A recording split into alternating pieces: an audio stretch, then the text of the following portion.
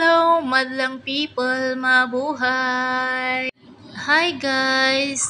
Tignan nyo, nandito ako sa terrace. Papakita ko sa iyo, umuulan ngayon dito sa Kuwait. Ulan-ulan, nag-uulan na dito.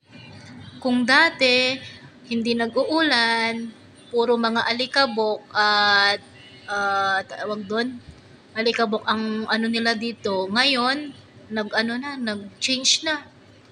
Nag-uulan na, tawag doon, nag-iba na yung klima nila dito guys. Kasi dati hindi man nag-uulan, ngayon nag-uulan na. Meron pa nga, nung last, may kasama pang kidlat. Ang lalakas na mga kidlat at ano kaya, tawag doon, kidlat at thunder, dati. Ngayon, nag-uulan na, nag-iba na talaga yung weather nila dito guys. Ayan, tignan nyo oh. Umuulan.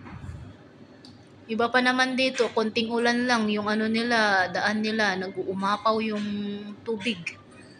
Kasi ang mga kanal nila dito mababaw lang naman, hindi kagaya sa Pinas na malalim. Medyo malalalim. Dito sa Kuwait, ang kanal nila mababaw lang. Kaya minsan may mga daanan, may mga kalsada na hindi madaanan dahil sa baha.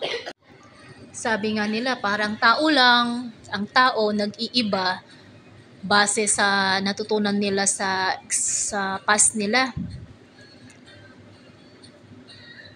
Weather, paiba-iba ang ihip ng hangin, sabi nga nila, char. Ulan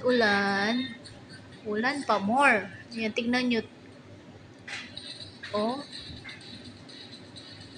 yung mga sasakyan nakaparada lang sa mga labas ng bahay nila kasi Ramadan pala ngayon. Ramadan. Kaya tulog ang mga tao.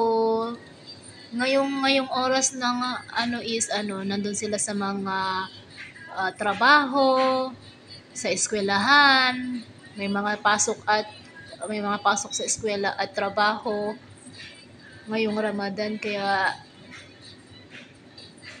pagkatapos pag-uwian na, ayun, diretso sa kwarto nila, bihis, tapos matulog. Walang kain, walang inom kasi nga fasting man sila. Ramadan man, kaya walang kain-kain ng mga tao. Alam nyo, pag ganitong umulan, masarap mag-ulam ng munggo na matching with tuyo. Mapapadami ka talaga ng kain. Nakakamiss ang Pinas. Parang ganito lang, umuulan, tambay sa loob ng bahay, at maya ginugutom kung ano-ano lang maisip na kain. Masarap kainin yung nilagang saging, mainit na sabaw, gaya ng sopa, tsaka kamuting kahoy, matching with mainit na kape. Wow, sarap nun. Nakakamiss talaga ang Pinas. Namimiss ko na, parang gusto ko nang umuwi. Char! Uwing-uwi na ako. Namimiss ko na ang mga anak ko. Sarap kaya matulog pag ganitong umuulan. Wala kang masyadong ginagawa sa Pinas, pero pag dito sa ibang bansa, hay naku, kailangan mo magtrabaho kahit papuyat ka. For now, bye-bye na. Bye guys. See you next time.